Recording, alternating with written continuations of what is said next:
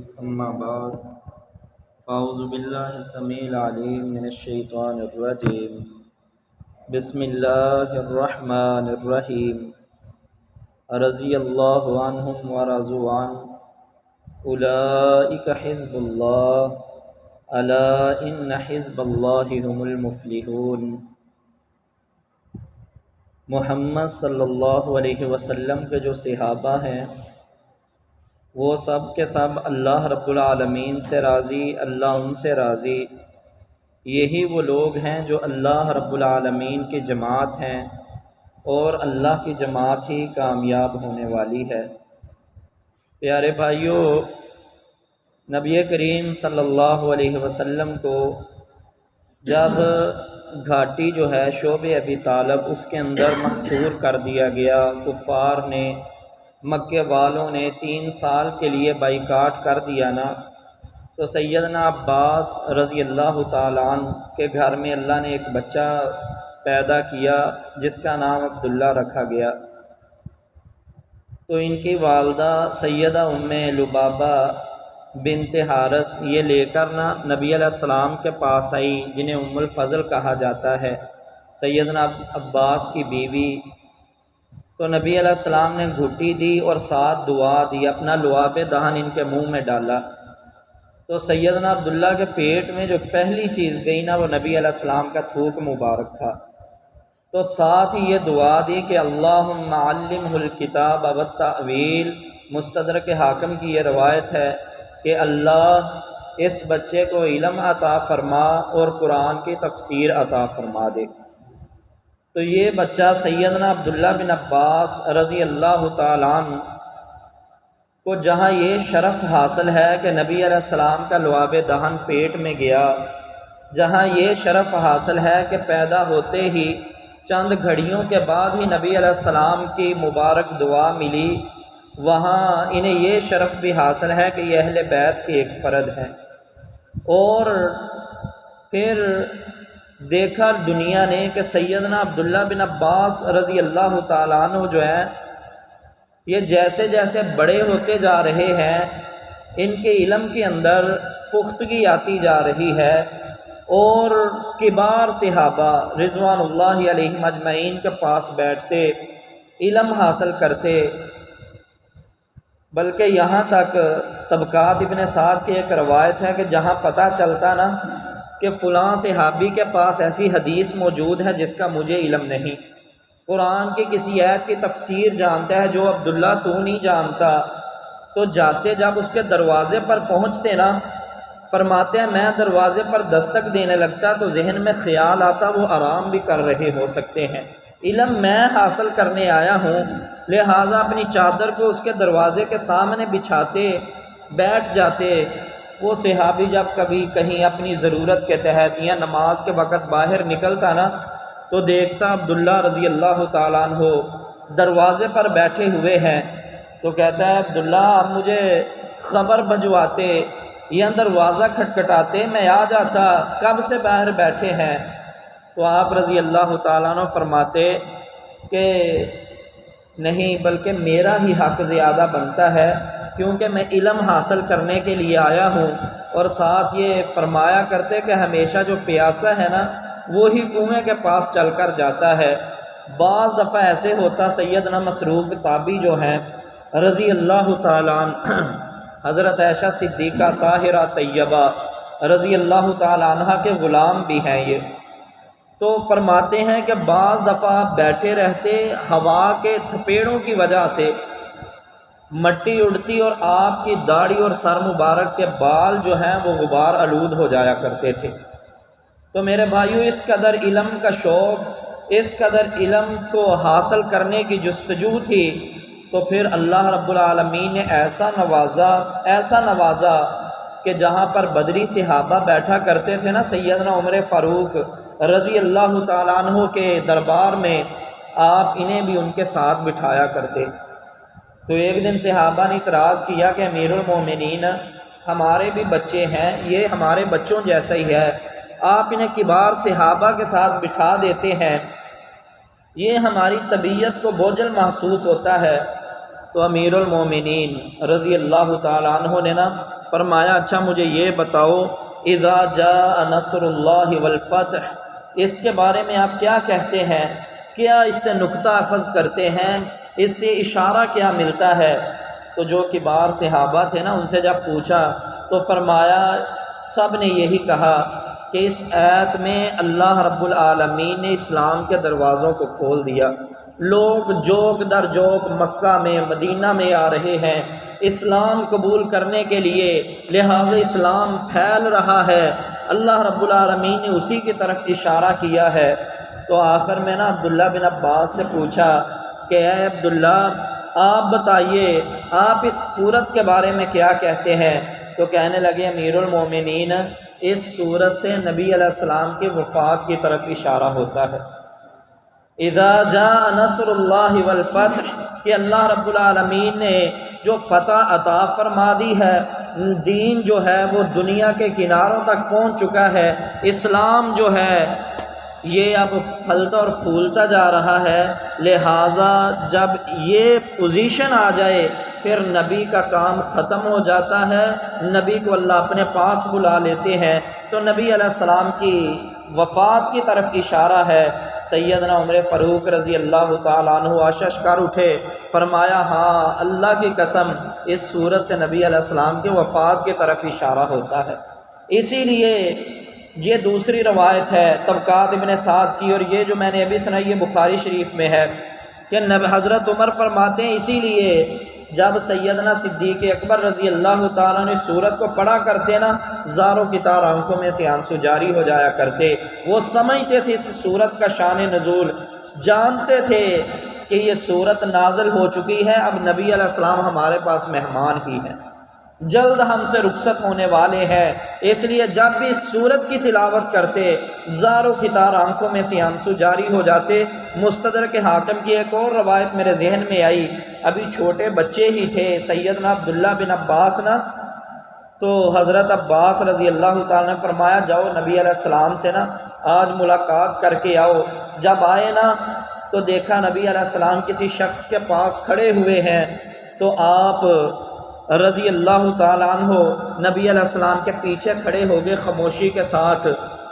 تو جب نبی علیہ السلام نے کچھ وقت کے بعد وہ ساتھی چلے گئے نا، تو دیکھا کہ عبداللہ یہاں پر کھڑے ہوئے ہیں، تو فرمایا میرے عزیز کب آئے ہو؟ تو کہنے لگے اللہ کے رسول مجھے تو ایک گھڑی ہوگی ہے، وقت کا کچھ حصہ بیت چکا ہے، یہاں کھڑے ہوئے۔ تو آقا علیہ السلام نے فرمایا یہ جو شخص کھڑا ہے نا یہ سیدنا جبریل امین ہے، اس کو آپ نے دیکھا تھا؟ تو فرمایا ہاں میں نے دیکھا ہے۔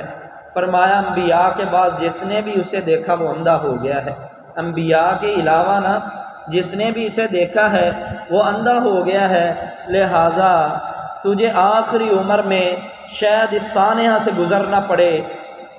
تو آپ رضی اللہ تعالیٰ عنہ آخری عمر میں اندھے ہو گئے تھے، اور فرمایا کرتے تھے کہ اللہ میں اس ذات پر تیرا شکر، اس بات پر تیرا شکر ادا کرتا ہوں کہ اللہ تو نے میری بینائی تو لے لی ہے لیکن میری عقل اور میرے دل کو روشن کر دیا ہے، یعنی اپنے قرآن کا علم دے کر۔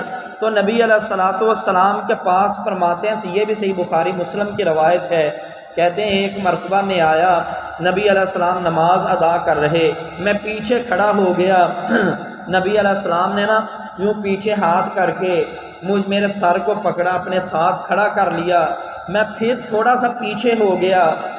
تو نبی علیہ السلام نے نا سلام کے بعد فرمایا کہ اے عبداللہ میرے ساتھ کھڑے کیوں نہیں ہوئے؟ میں نے تو تجھے اپنے ساتھ کھڑا کیا تھا، پھر پیچھے ہو گئے۔ میں نے کہا یا رسول اللہ صلی اللہ علیہ وسلم کس کی مجال ہے جو آپ کے برابر کھڑے ہو، تو ہمارا یہ حق بنتا ہے آپ کے تھوڑا پیچھے ہی کھڑے ہوں۔ نبی علیہ السلام مسکرائے اور اس وقت بھی یہ دعا دی کہ اللہ عبداللہ کو کتاب کا علم سکھا دے، اسے قرآن کی تفسیر کا علم عطا فرما دے، اور اللہ ایمان کو اس کے سینے میں روشن فرما دینا۔ یہ نبی علیہ الصلوۃ والسلام نے عبداللہ رضی اللہ تعالیٰ عنہ کو دعا دی۔ پھر صحیح بخاری کی دوسری روایت، نبی علیہ الصلوۃ والسلام کے نا ایک بیوی ہے سیدہ میمونہ رضی اللہ تعالیٰ عنہ، یہ سیدنا عبداللہ بن عباس کی خالہ ہے، ان کے گھر میں رہے اور فرماتے ہیں میری نیت محض یہی تھی رات کے معمول نبی علیہ السلام کے دیکھوں، کہ آقا علیہ السلام رات کو کیسی عبادت کرتے ہیں، کتنی دیر کرتے ہیں، سوتے کتنی دیر ہیں، ذکر اذکار کتنا کرتے ہیں۔ فرمایا میں نے جب اپنی خالہ کے گھر میں آیا نا، آقا علیہ السلام عشاء کی نماز پڑھ کر آئے، خالہ سے تھوڑی سی بات چیت کی، پھر آقا علیہ السلام سو جاتے ہیں، یہاں تک کہ نبی علیہ السلام کے خراٹوں کی آواز میں نے سنی۔ میں اٹھا، پانی بھرا، نبی علیہ السلام کے وضو والی جگہ پر رکھ دیا، تو آقا علیہ السلام رات کے جب ایک حصہ گزر گیا نا، نبی علیہ السلام اٹھے، دیکھا پانی بھرا ہوا تھا، مسواک رکھی ہوئی تھی۔ فرمایا میمونہ یہ پانی کس نے رکھا ہے؟ تو امی جان فرماتی ہیں کہ یا رسول اللہ صلی اللہ علیہ وسلم یہ جو پانی ہے یہ عبداللہ بن عباس نے رکھا ہے، یہ عبداللہ نے پانی رکھا ہے۔ تو نبی علیہ السلام خوش ہوئے، اس وقت بھی دعا دی کہ اللہ عبداللہ کو کتاب کا اور قرآن کے تفسیر کا علم عطا فرما دے۔ نبی علیہ السلام نے جب بھی عبداللہ رضی اللہ تعالیٰ عنہ کو اکثر جب بھی دعا دی تو اکثر دعا یہ دیتے ہیں کہ اللہ عبداللہ کو قرآن کے علم بھی سکھا دے، قرآن کے تفسیر کا علم بھی سکھا دے۔ پھر اللہ رب العالمین نے قرآن پر ایسی گرفت عطا فرمائی ہے کہ نبی علیہ السلام، یہ بھی مستدرک حاکم کی روایت، نبی علیہ السلام نے فرمایا میری امت پر سب سے زیادہ رحم کرنے والے ابو بکر ہیں، اور دین کے معاملے میں سب سے زیادہ سخت میری امت میں سے وہ سیدنا عمر ہے۔ فرمایا سب سے زیادہ حیادار وہ عثمان غنی ہے، اور فرمایا کہ فیصلہ کرنے کی اللہ نے سب سے زیادہ قوت سیدنا علی رضی اللہ تعالیٰ عنہ کو عطا فرمائی ہے، اور ساتھ ہی نبی علیہ السلام نے فرمایا حلال و حرام کی تمیز کرنے والے وہ معاذ بن جبل ہے، قرآن کا سب سے بڑا میری امت کا قاری ابی بن کعب ہے، اور فرمایا متبحر جو عالم ہے وہ عبداللہ بن عباس ہے۔ اسی لیے سیدنا عبداللہ بن عباس کو حبر الامہ بھی کہا جاتا ہے، نبی علیہ السلام کی اس حدیث کی وجہ سے۔ حبر عربی کے اندر سب سے بلند جگہ کو کہتے ہیں، سب سے اونچے مقام کو کہتے ہیں، اور علماء میں سے سب سے بلند مقام سیدنا عبداللہ بن عباس کا ہے، اسی لیے انہیں حبر الامہ کہا جاتا ہے۔ تو سیدنا عبداللہ بن عباس رضی اللہ تعالیٰ عنہ وہ شخصیت ہے کہ ان کے بارے میں فقیہ الامت سیدنا عبداللہ بن عباس فرمایا کرتے تھے، لوگوں قرآن کا علم، قرآن کے تفسیر کے علم ابن عباس سے حاصل کرو، کیوں وہ قرآن کے سب سے بہترین ترجمان ہیں۔ سیدنا عبداللہ بن عباس کے بارے میں سیدنا عمر فاروق رضی اللہ تعالیٰ عنہ جو خود ایک بہت بڑے عالم ہیں، جن کے علم کے بارے میں جب فوت ہوئے نا تو ابن مسعود رضی اللہ تعالیٰ عنہ نے فرمایا کہ اللہ کی قسم اگر اللہ نے 10 حصے علم کے اگر کیے جائیں نا تو ایک حصہ ہم سب کو عطا کیا ہے، اور 9 حصے اکیلے حضرت عمر بن خطاب کو عطا کیے ہیں۔ تو سیدنا عمر بن خطاب رضی اللہ تعالیٰ عنہ فرماتے ہیں کہ اے عبداللہ تو ہم سب سے زیادہ قرآن کا بڑا عالم ہے۔ تو میرے بھائیوں، عبداللہ بن عباس رضی اللہ تعالیٰ عنہ کو اللہ رب العالمین نے بڑا زیرک بنایا تھا، اور بڑی فصاحت و بلاغت عطا فرمائی تھی۔ سن 35 ہجری میں سیدنا عثمان بن عفان نے نا امیر حج مقرر کیا، جب وہاں پر گئے نا سورہ نور کی انہوں نے تفسیر بیان کی، تو صحابہ رضوان اللہ علیہم اجمعین بھی کثیر تعداد میں تھے، زاروں کی طرح روتے ہیں جب تفسیر بیان کرتے ہیں۔ سیدنا مسروق فرماتے ہیں اللہ کی قسم ایسی فصاحت و بلاغت کے ساتھ انہوں نے سورۃ نور کی تفسیر بیان کی ہے، اگر روم اور ایران والے سن لیتے تو فوراً کلمہ پڑھ کر مسلمان ہو جاتے۔ ایسے پیارے انداز سے انہوں نے سورہ نور کی تفسیر وہاں پر بیان فرمائی، اور سیدنا مسروق فرماتے تھے کہ اس وقت مجھے زیادہ قریب ہونے کا اور ابن عباس سے علم حاصل کرنے کا موقع ملا، جب بھی میں انہیں دیکھتا میری زبان سے فوراً یہ الفاظ ادا ہوتے کہ عبداللہ بن عباس سے زیادہ خوبصورت اور اب انسان نہیں ہے۔ جب وہ بات کرتے بے ساختہ میں کہہ اٹھتا کہ ان سے زیادہ فصیح و بلیغ انسان بھی نہیں ہے، اور جب وہ درس دیتے مسئلہ سمجھاتے تو میں بے ساختہ کہتا کہ ان سے بڑا کوئی عالم بھی نہیں ہے۔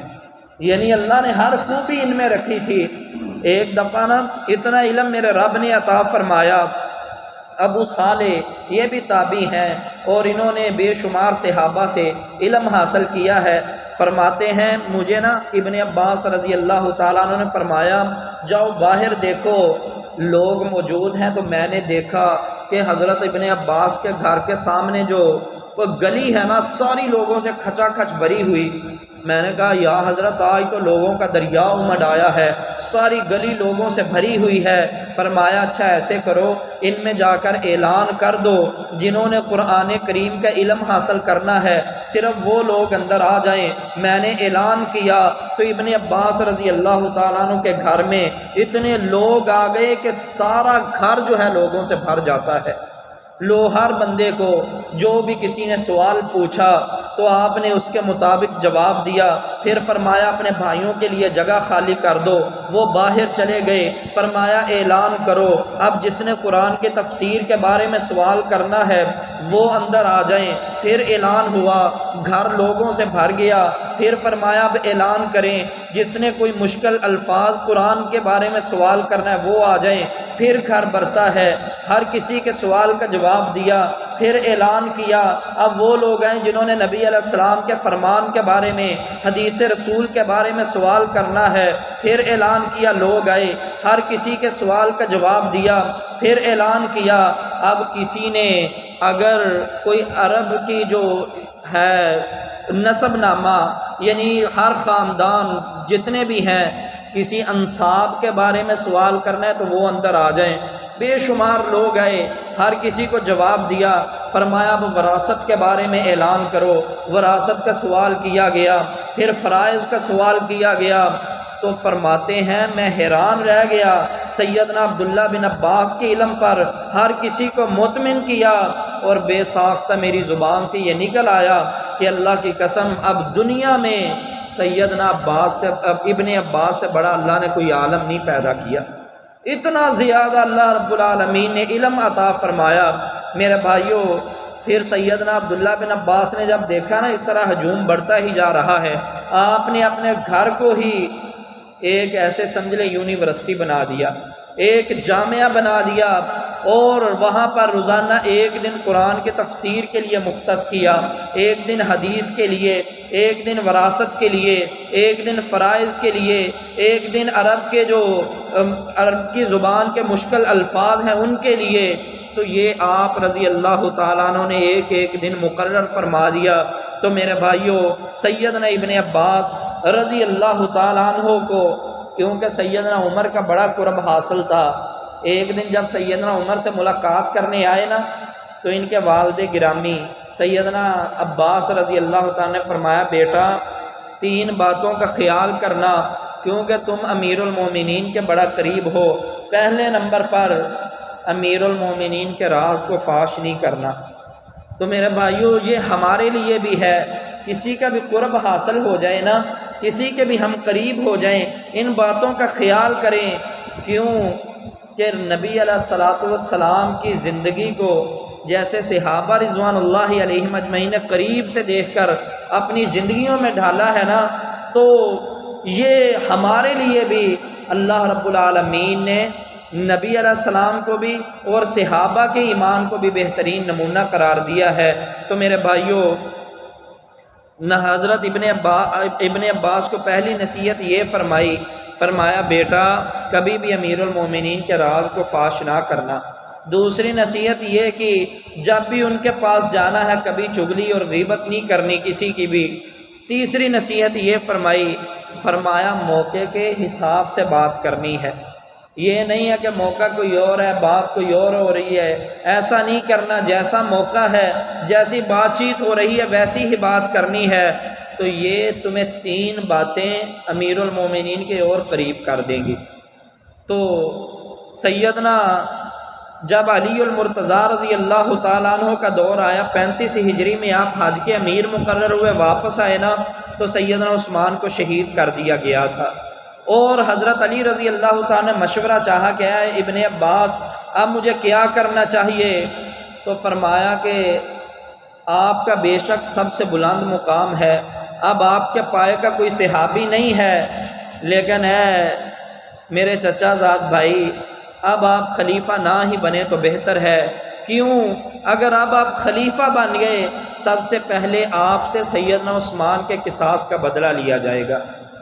یعنی آپ کو امت مجبور کرے گی کہ سیدنا عثمان رضی اللہ تعالیٰ عنہ کا قصاص لیا جائے۔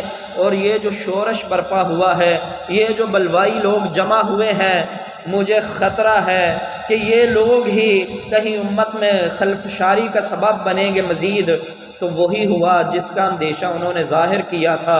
اسی طرح آپ رضی اللہ تعالیٰ نے جس کو بھی جو مشورہ دیا نا، ویسے ہی ہوا ہے۔ اتنے زیرک تھے، جب سیدنا حسین رضی اللہ تعالیٰ عنہ نا جانے لگے کوفہ، تو آپ نے انہیں بھی روکا، فرمایا نہ جائیں، یہ کوفی لوگ جو ہیں یہ وفادار نہیں ہیں، مجھے لگتا ایسے ہے یہ آپ کے ساتھ بھی ویسا ہی سلوک کریں گے جیسا حسن رضی اللہ تعالیٰ عنہ کے ساتھ اور آپ کے بابا علی کے ساتھ کیا گیا۔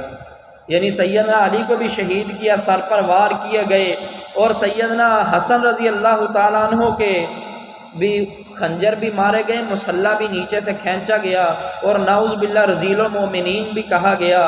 تو آپ رضی اللہ تعالیٰ عنہ کوفہ چھوڑ کر مدینہ میں آ گئے۔ یہاں بھی ان ظالموں نے پیچھا نہیں چھوڑا، زہر دے دیا گیا۔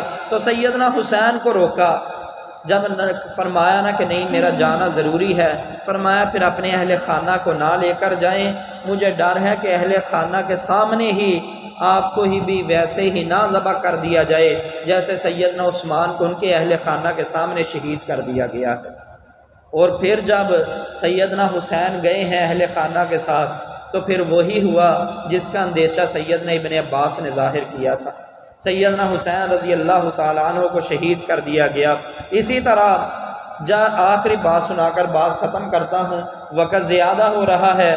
تو سیدنا ابن عباس رضی اللہ تعالیٰ کے ذہانت و فطانت اور آپ رضی اللہ تعالیٰ عنہ کے علم کے بارے میں آپ کی سیرت کی چند جھلکیاں آپ کے سامنے رکھ رہا ہوں کہ جب خارجی لوگ جو تھے نا، بہت کثیر تعداد کے اندر، کم و بیش 20,000 افراد تھے وہ، جنہوں نے جو سیدنا علی رضی اللہ تعالیٰ عنہ کے ساتھ مل کر حضرت عائشہ سے بھی جنگ کی، امیر معاویہ رضی اللہ تعالیٰ عنہ سے بھی جنگ کی، تو پھر ایک وقت آئے یہ حضرت علی رضی اللہ تعالیٰ عنہ کے خلاف ہو گئے۔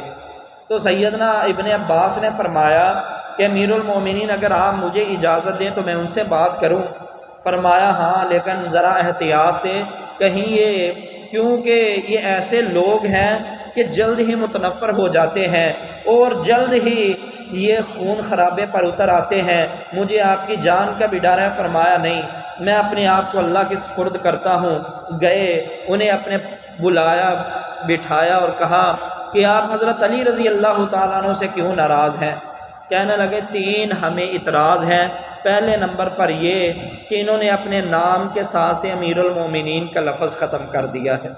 دوسرا اعتراض یہ ہے، انہوں نے سیدہ عائشہ سے جنگ کی ہے، اور جنگ کی ہے تو جنگ سے نہ مال غنیمت لوٹا ہے، نہ ان کے لونڈیے غلام بنائے ہیں۔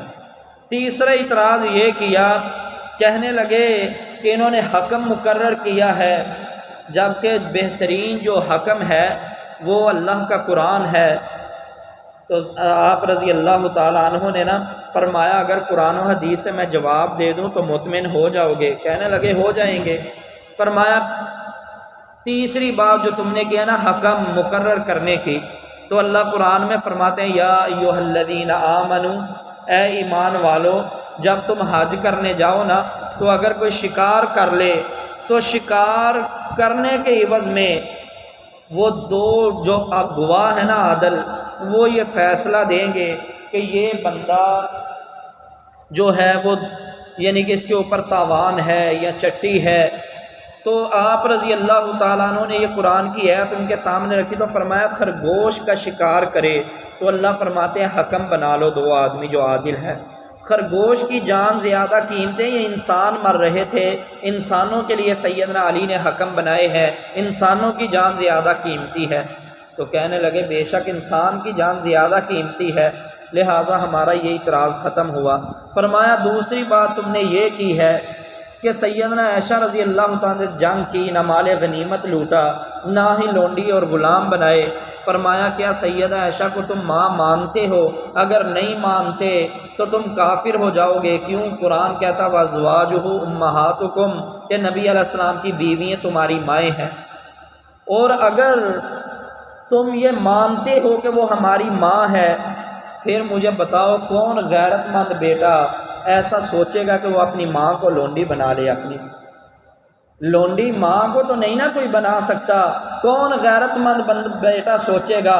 اور فرمایا اگر ماں کو لونڈی بنا لیا جائے تو ماں کو لونڈی بنانے کی وجہ سے بھی بندہ کافر ہو جاتا ہے، کیونکہ آپ جانتے ہیں لونڈی سے انسان بے شک نکاح نہیں ہوتا، لیکن لونڈی کے ساتھ انسان کے جو ایک رشتہ جو ہے جیسے میاں بیوی کا ہوتا ہے وہ جائز ہو جاتا ہے۔ تو اس لیے فرمایا وہ ماں کو لونڈی بناتے ہی کافر ہو جائے گا۔ تو مجھے بتاؤ یہ تمہارا اعتراض بنتا ہے؟ کہنے لگے جی ہم اس سے بھی جو یہ ہمارا اعتراض ہے یہ بھی ختم ہوا۔ تیسرے نمبر پر یہ اعتراض کہ امیر المومنین کا لفظ کیوں ختم کیا؟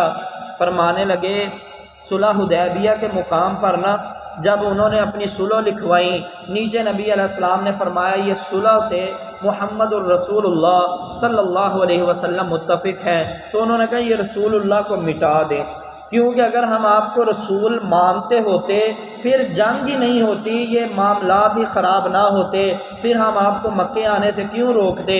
نبی علیہ السلام نے رسول اللہ جو اللہ نے ڈگری عطا فرمائی تھی اسے مٹا دیا۔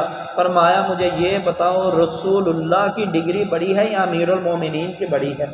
رسول اللہ کی ڈگری اللہ نے عطا فرمائی، آپ نے وہ مٹا دیا آگے سے۔